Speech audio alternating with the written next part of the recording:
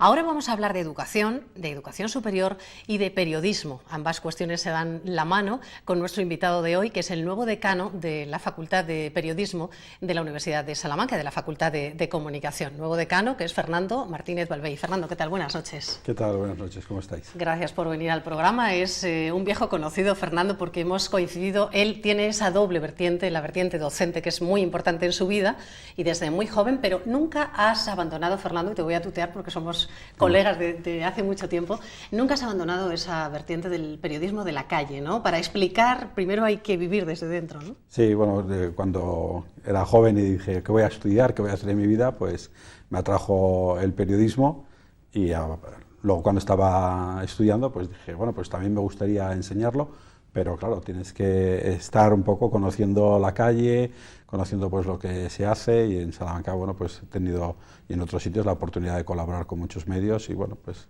siempre es un respaldo para lo que enseñas.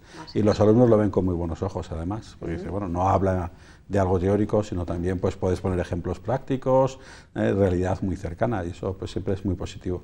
Claro, cuando uno llega allí y dice, es el catedrático de redacción periodística, pero es que además tiene la experiencia desde dentro de trabajar en un medio. De lo que se enseña en la facultad a lo que luego es la vida real, en un medio, por ejemplo, local, en un periódico local, ¿esto también se cuenta en las facultades?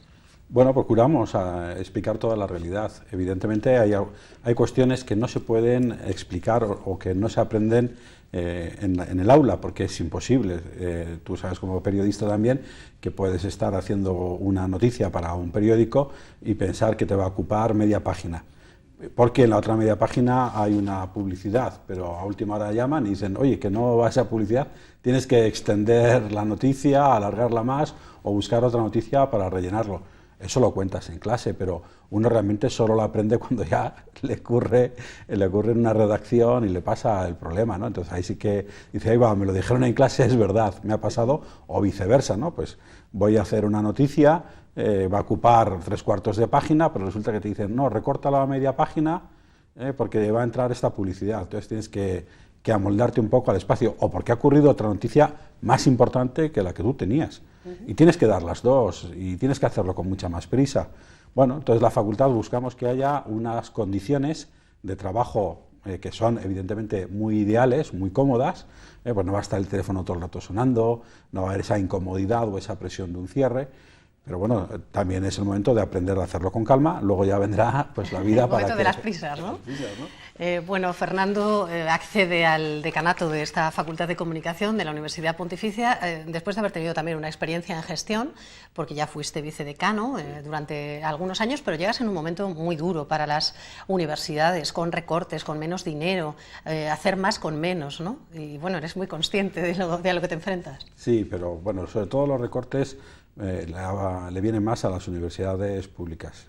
Las universidades como la Universidad Pontificia, que no tienen ayudas estatales y que tenemos que vivir de nuestros propios recursos, siempre hemos tenido que vivir aplicando la imaginación para efectivamente estrujar al máximo los recursos, conseguir el máximo rendimiento a cada realidad, que un congreso pues sea lo más económico posible, pero con la máxima calidad, que los recursos que tenemos en la facultad pues se utilicen al máximo, bien utilizados. Entonces, bueno, en ese sentido estamos acostumbrados, ¿no? No tenemos ya algo bastante recorrido, no hemos vivido, podemos decir así, cómodamente en los brazos de papá. Entonces, bueno, ahí estamos tranquilos. ¿Qué tenemos que hacer? Como siempre, buscar los alumnos que confíen en nuestra formación, que confíen pues, en el espíritu que queremos tener en la Universidad Pontificia para enseñarles, para formarles como periodistas y como personas, y que tengan después pues, su título que les avale en su capacitación, ¿no? Eso que esté respaldado. Y ampliar la oferta también formativa. Ese es el punto en el que estamos en este momento, sobre todo en el posgrado. Podemos decir, lo que es el grado, ¿no? Lo que es la licenciatura, eso está muy asentado, la facultad tiene ya casi 25 años y los estudios están muy claritos. Se sabe lo que hay que hacer en primero, en segundo, en tercero y en cuarto. Pero, como sabemos todos, que el periodismo es una actividad muy cambiante y que está además ahora precisamente en uno de sus momentos de máximo cambio, pues hay que dar una formación de posgrado muy especializada y también pues de máxima calidad. y en ese terreno es donde estamos sobre todo trabajando. Para el próximo año pues hay una oferta de 10 posgrados, 3 de ellos pues además son títulos oficiales, los otros son títulos propios. Pues el máster de guión, que tiene mucho reconocimiento, es un título propio, pero muchos de sus alumnos ya están trabajando en otros sitios. El máster de locución también, pues la gente ya, después de tener la formación general básica, digamos, puede acceder a una especialización pues que le ayude a encontrar el trabajo de una mejor manera posible. A encontrar el hueco en esta profesión que es muy amplia, que tiene muchas variedades. Bueno, yo no sé si ahora con la situación que tiene el periodismo en general, en primer lugar porque es cambiante y después porque las empresas periodísticas lo están pasando muy mal, el hecho de que haya nuevos alumnos que se incorporen a las aulas de comunicación, no sé si es que se sienten héroes o es que, en fin, o vienen con más vocación que antes, porque desde luego ya saben que el futuro no está fácil. Hace muy poco había manifestaciones en todo el país de las asociaciones de periodistas. ¿Cómo llegan los alumnos? ¿Llegan con muchas ganas o sabiendo que lo que van a estudiar al fin y al cabo a lo mejor no les vale para ganarse la vida? A mí me parece que en esta vida hay varias profesiones que son muy vocacionales. Por ejemplo, los médicos. Yo creo que casi todos los chavales, casi todas las mujeres que estudian medicina, pues no voy a decir que sean altruistas, pero sí tienen un gran cariño por curar a las personas y tienen una gran vocación, ¿no? Por ejemplo. Quizás dentro del derecho pues puede haber efectivamente algunas parcelas del derecho muy vocacionales, ¿no? Y uno cuando está estudiando derecho de repente descubre que quiere ser magistrado, ¿no? Entonces ya tiene esa vocación y la va alimentando. Y en otras muchas carreras, ¿no? o en otras muchas circunstancias. Hay gente que dice, es que yo quiero ser carpintero, ¿no? Y yo tengo un amigo que dice, es que yo quería ser carpintero y estaba estudiando magisterio y dejó magisterio y dice, no, me puse a estudiar los módulos de carpintería porque es lo que me gusta. Y los periodistas en general son así. Y los periodistas son muy vocacionales también, somos, ¿no? Somos muy vocacionales. Te pregunto sobre todo porque uno tiene la impresión de que los jóvenes cuando llegan a las facultades pues tienen la idea de que con esto van a vivir grandes aventuras, y no digo yo que no, hay periodismo que proporciona grandes aventuras, pero luego hay un periodismo del día a día, un periodismo de la calle, y hay situaciones como esas que estamos viendo reflejadas en esa manifestación que se celebraba aquí como en otras ciudades, y yo no sé si ellos realmente son conscientes de lo que se van a encontrar después en el mercado de trabajo y dicen, bueno, pues me da igual, es lo que me gusta estudiar y a por ello, aunque luego me tenga que dedicar a otra cosa, ¿no? Bueno, desde luego, yo hablando con algunos de los que están viniendo estos días a la universidad, que se acercan, gente que es de Salamanca, gente que es de Zamora, de otras provincias así un poco más cercanas, incluso de algunas más lejanas, que vienen con sus padres, un poco a ver la facultad, a ver si les parece interesante el sitio, a ver el colegio mayor, la residencia, el piso para su hijo o para su hija. Entonces vienen a la facultad y ellos mismos dicen, los mejores siempre encontraremos trabajo. Ellos se incluyen en ese paquete y eso es muy optimista, ¿no? Entonces yo creo que eso es verdad. Además, los buenos profesionales siempre van a encontrar trabajo porque siempre va a hacer falta un cierto profesional que explique cuál es la realidad y que explique cuál es la actualidad. Yo creo que incluso en tiempos de crisis es más importante que expliquemos bien qué es lo que ocurre y si hubiéramos hecho mejor la profesión, y lo digo como autocrítica incluyéndome yo mismo, lógicamente, si hubiéramos hecho mejor la profesión, quizás la crisis económica, social no fuera tan salvaje como está siendo, porque hubiéramos avisado antes de está ocurriendo esto. No avisaron los economistas, fíjate, para avisar los periodistas, ¿no?, de la que se avecinaba. Tenemos que vigilar el entorno social, ¿no? Esa es nuestra misión. Si estamos mejor preparados, pues quizás lo hagamos mejor. Podamos enfrentarnos a todo, ¿no? Aunque fíjate, por ejemplo, ahora la situación de Canal Nou, sí, que es que no nos cuadran las cuentas, ¿no? Que se queden trabajando 400, se vayan 1.300 a la calle. ¿Cómo es posible en una empresa que salgan 1.300 personas? ¿Eso estaba inflado, había demasiada gente? ¿O es que, no sé, ahora no van a poder hacer prácticamente nada? Es la interpretación que podemos hacer desde fuera, ¿no? Hombre, no conozco el asunto de forma muy directa, pero está claro que en algunos casos, en algunos medios públicos, había un sobredimensionamiento. Entonces dices, bueno, ¿por qué pueden hacer lo mismo 400 que 1.700? Es evidente que lo mismo no podrán hacer, ¿no? si lo siguen haciendo es para preguntarse qué es lo que pasaba, ¿no? Así es, ahí lo que estamos viendo de fondo son las quejas, las protestas que hubo en el momento en el que se conoció ese ERE salvaje de Canal Nou hace muy pocos días. Bueno, se han cerrado muchos diarios, diarios en papel. Aquí en Salamanca se cerró un diario, Tribuna de Salamanca, en el que también tuviste la oportunidad de trabajar durante mucho tiempo, y continúa ahora a través de Internet, los diarios digitales. Dicen que es el futuro, pero es que es un futuro que está muy lleno ya, ¿no? ¿Hay demasiados diarios digitales o no? Bueno, esto yo creo que estudiando un poquito la historia de los medios de comunicación uno puede hacer una previsión de lo que ocurra, una previsión que podríamos equivocarnos, lógicamente. Pero bueno, lo primero que vemos es que ningún medio de comunicación cuando ha aparecido ha matado a los demás, porque se decía que la radio iba a matar a los periódicos en su momento y no los mató, que la televisión iba a matar a la radio y a la televisión y tampoco la mató. Entonces, bueno, ¿Internet matará a todos a la vez? Pues no sabemos, lógicamente, pero bueno, la premisa que tenemos es ninguno ha destruido a los anteriores. Seguimos teniendo libros, sigue habiendo cine, tenemos la radio, tenemos radios musicales, radios especializadas, tenemos revistas, tenemos periódicos, tenemos un amplio abanico. Y ahora tenemos muchos medios en Internet. Entonces también otro factor que vemos es que en algún momento cuando surge un nuevo medio, un nuevo tipo de medio, florecen bastantes, sobre todo en el caso actual, que es bastante económico. Montar una plataforma en Internet, bueno, tiene su coste, pero es un coste menor que el que tenían otros medios. La distribución en papel es muy cara, la televisión es un medio muy caro porque tiene unos grandes recursos, etcétera, y las páginas digitales pues tienen más economía. Surgen muchos. Ahora, lo que va a haber, como siempre, es la demanda del público. ¿Qué necesita la gente? Y si la gente necesitamos este tipo de información y hay un medio que acierta y nos lo da, pues ese medio va a subsistir. Si hay un medio que hace algo de disparatado, tonterías, miente, falsea la realidad, la exagera, la manipula, etcétera, pues el público no va a querer eso, porque el público tampoco es tonto, se puede dejar engañar 1, 2, 3 veces, pero al final la verdad se va a conocer. Dice, bueno, pues este medio no nos engaña, o este medio cuenta noticias que no nos interesan, o qué frivolidades, o qué complejas, y no las entiendo. También puede ser. El que acierte, pues ese es el que se mantendrá. Habrá que verlo con un poco más de perspectiva, por lo tanto, ¿no? Lo que pasará con los periódicos digitales. Antes veíamos también el Diario Público, que también cerró, continúa en la red. Se produce ese efecto también de, bueno, yo también sé de comunicación y puedo opinar sobre todo, que es lo que ocurre también en los digitales. Cualquiera, anónimamente, puede decir lo que le da la gana, empantanar aquello de una manera terrible, ¿no? ¿Eso te preocupa, Fernando?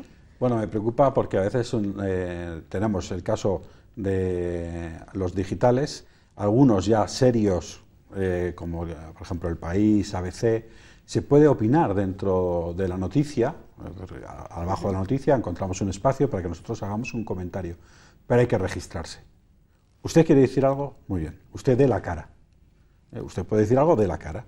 Diga quién es. Como en las cartas al director. Como en las cartas al director, uno puede decir, como cuando la gente llama a la radio, soy menganito y quiero felicitar, agradecer, etcétera. Y da, en ese caso, su voz y queda reconocido. Entonces, y tiene respeto y lo hace. Ahora, yo pienso que en otros digitales, ¿qué está ocurriendo? Que se puede poner anónimamente lo que uno quiera y entonces se dan datos equivocados, se dan datos no contextualizados, datos erróneos. Sobre todo lo que más me preocupa es la falta de contextualización. No, pongamos por caso, el gobierno ha hecho tal asunto, ha subido los impuestos, los ha bajado, no sé qué, y entonces resulta que eso le afecta a un municipio o no, y toda la gente acaba echándole la culpa al alcalde. El alcalde no tiene nada que ver con lo que haya pasado, que haya hecho el gobierno. El alcalde tiene una responsabilidad. La Junta de Castilla y León tiene otra, el Gobierno de España tiene otra, el médico de la esquina tiene otra. Entonces no puedes decir, la culpa es del médico porque el gobierno... No, mire usted, no. Claro, y al final eso además se redifunde, llega a través de las redes sociales y se hace una bola enorme de algo que por supuesto no tendría a lo mejor tanta importancia desde un principio. Hemos visto también imágenes del Huffington Post, que ha sido uno de los polémicos, muy polémicos. Ha nacido con una polémica tremenda porque tiene una plantilla muy pequeña, porque utiliza blogueros a los que no paga. ¿Es razonable el que uno escriba un blog, colabore con un diario y no cobre? Bueno, podríamos verlo desde dos puntos de vista. Si la persona quiere trabajar sin cobrar, digamos decir, es libre. Pero yo creo que eso es negativo. Del otro punto de vista es negativo, porque del trabajo, para dignificarlo, también hay que cobrarlo. No tiene que ser exclusivamente gratis. Cuando nosotros vamos al supermercado a comprar unos productos, tenemos que pagar por esos productos para nuestra alimentación. Cuando vamos a echar gasolina, la tenemos que pagar. Y bueno, cualquier otra cuestión, le pedimos a un carpintero que nos haga una mesa, bueno, pues nos la tiene que hacer y nosotros se la pagamos, no le vamos a decir... Redactar una noticia, ir a cubrir una información con una cámara de fotos, con una cámara de televisión, obviamente tiene un coste muy elevado, ¿no? Tiene un coste, primero, en el material que te compres. Una cámara buena digital puede estar costando a día de hoy 800 euros.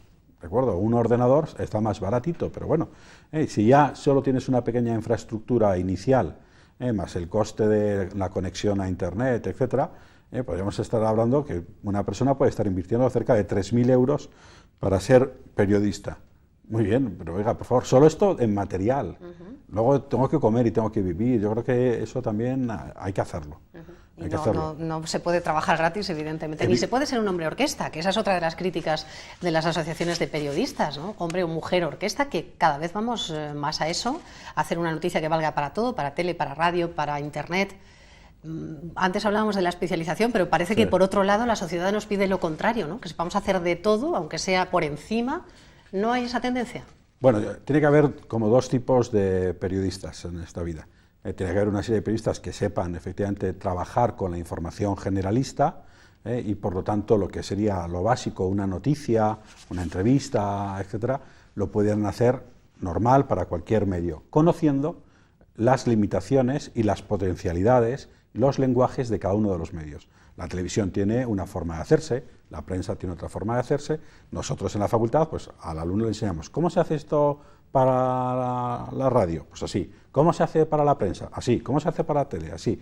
¿Cómo se hace para un digital? Pues así, ya saben. Entonces, una noticia normal, sencilla, puede ser abordada por un periodista normal, en el sentido más normal de la palabra, que la haga adaptándola a cada uno de los medios.